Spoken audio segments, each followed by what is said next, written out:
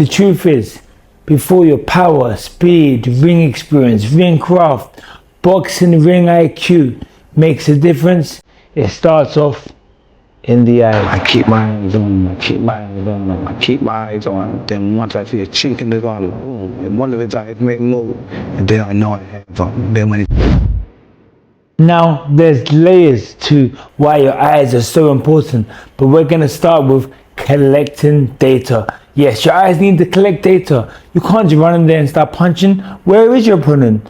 How tall is he? What's his strengths? What's his weaknesses? You have to collect data, and that's how you use your offense, your defense, and your ring IQ. So look, we've got peripheral vision, that's going to see stuff outside, hooks. You've got center vision, that's going to see punches coming straight down the pipe.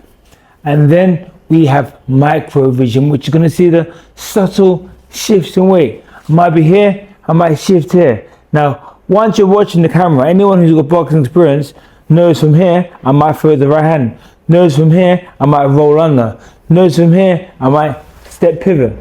Because you can see it. Now, we're collecting data with our eyes, and that's going to tell you how to react. You might see somebody who's bobbing and weaving, coming low. So you might have your weight on your rear leg and your left hand out. It's all based on what you can see. And we're going to use Shakur Stevenson, because that's a recent example to see how effective, how useful, how needed good focus is in your eyes. So when we watch Shakur versus Teofimo Lopez, he controlled him, and everyone's talking about, oh, he's the next Mayweather. Look at his hand speed, look at his defense, look at his Philly shell. But what made all of that possible was his focus, his vision. He was glued to Teofimo Lopez. Now you're watching it. He's boxing Teofimo, and when Teo steps in, but his hands are up, Shakur just steps back. But when Teo stepped in and his hands were low, he pops him with a jab. In that split moment, he was able to detect his hands dropped purely because of his eyes. It's the micro focus, the micro vision, detecting the subtle changes in his stance. Also, you see Shakur, when he's standing, and he sees that Teofimo, his weight looks balanced, so he's unsure what punch he's going to throw. He makes his guard more solid, a lot more harder to get through because he's unsure. But when he sees Teo's going to load up, he might drop back on the rear leg.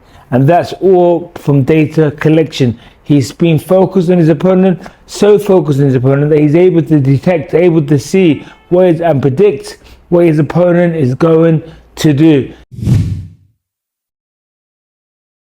Now we're going to go to the next level, and we're going to look at Floyd Mayweather, and we're going to see what happens when you're not focused and when you are focused. Now when you're not focused, that's a lapse in your visual discipline, your focus on your opponent. You got to stay focused from bell to bell every single second. You can't look away for a second, because if you do, you can get punished. And Floyd Mayweather learned the lesson. So let's watch Floyd Mayweather versus Shane Mosley. Now he looks to be absent-minded.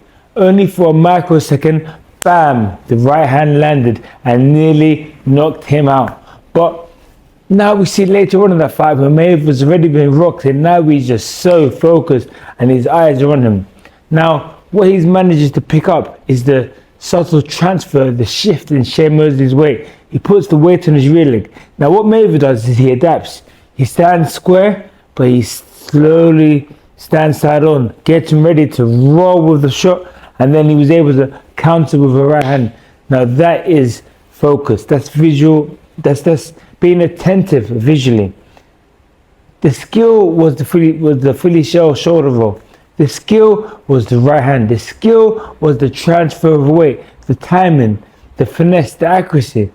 But it was only set up via being mentally focused, so having his eye on his opponent and being aware of what moves his opponent is going to make to be able to predict the outcome.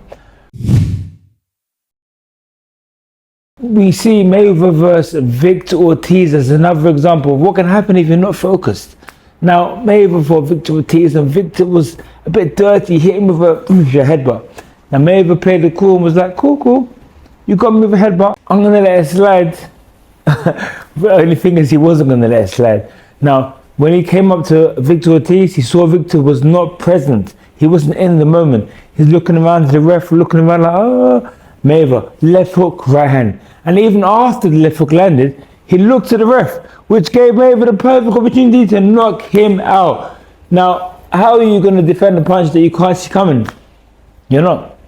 It's all about the eyes. What happened to Victor Ortiz is what would happen to any boxer if they momentarily take their eye off their opponent and the opponent realizes it and throws a punch. You can't even tense up, you can't even prepare to defend the punch, not even with a defensive skill. Even you can't even firm yourself because you're unaware. Now that mistake that Victor Ortiz made is that should be shown to every single boxer when they start competing.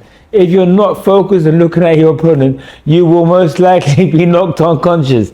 That's just the truth. So we need to always stay focused, always stay aware, always stay present in the moment when you're boxing. And now the last layer we're going to go to is psychological.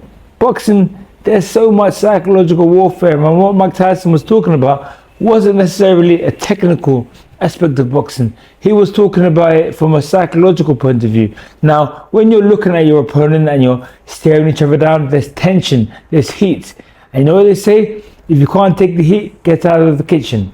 Now, what Mike Tyson's saying when his opponent looks away, they just got out of the kitchen. So he knows that they have weakness within them. They're unable to stay focused. They're undisciplined to put up with that pressure and keep piercing through. And that is essential in boxing. So when we're watching boxers like Floyd Mayweather, Shakur Stevenson, they look like they're not doing much, but they're in range, they're just outside the range and they're focused. Now that tires boxers. You're thinking that Teo didn't do much, but Teo is thinking like it's constantly under pressure because Shakur is just constantly there, controlling the distance, stepping back when need be, stepping forward when need be. And doing that tires somebody out psychologically. And Mike Tyson was rightfully explaining that when they look away, he can see they haven't got the discipline, they haven't got the strength, they haven't got the mental fortitude to do battle with him. And that's why he will always eventually crush those opponents, because when you see with Mike Tyson's style, he's collecting data. Like I said, the first layer, he's constantly collecting data. His style was based on reaction time. And now your reaction time is going to be determined by how fast you can notice something and then process and react. So Mike Tyson needs to be highly focused, which he is. His eyes are on his opponent, And then once they make that mistake, he's able to slip counter. He's able to set shots up and break his opponent down. So when he knows they haven't got the mental focus and discipline to even constantly look at him, it's going to be so easy for him to find the gaps and take his opponent out. And that is exactly what Mike Tyson did during his career. I walk around the ring, but I never take my eyes off my opponent. I keep my eyes on him, even if he's really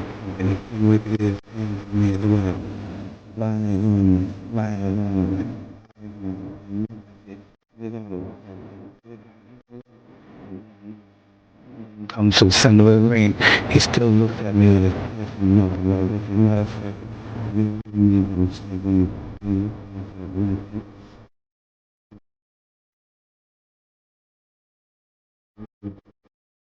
So we have to understand, no matter how fast your hands are, no matter how hard you can punch, no matter how many fights you've been in, you got this ring experience, you got ring craft, ring IQ, you know your way around the ring like it was your house.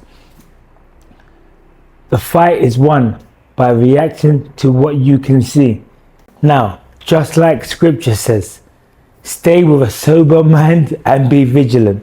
If you enjoyed this video, please be sure to like, comment, share and subscribe. And if you're local in the Forest Gate, London area, be sure to drop in for a trial class. Just book on the website at www.regalboxinggym.com and book your trial class.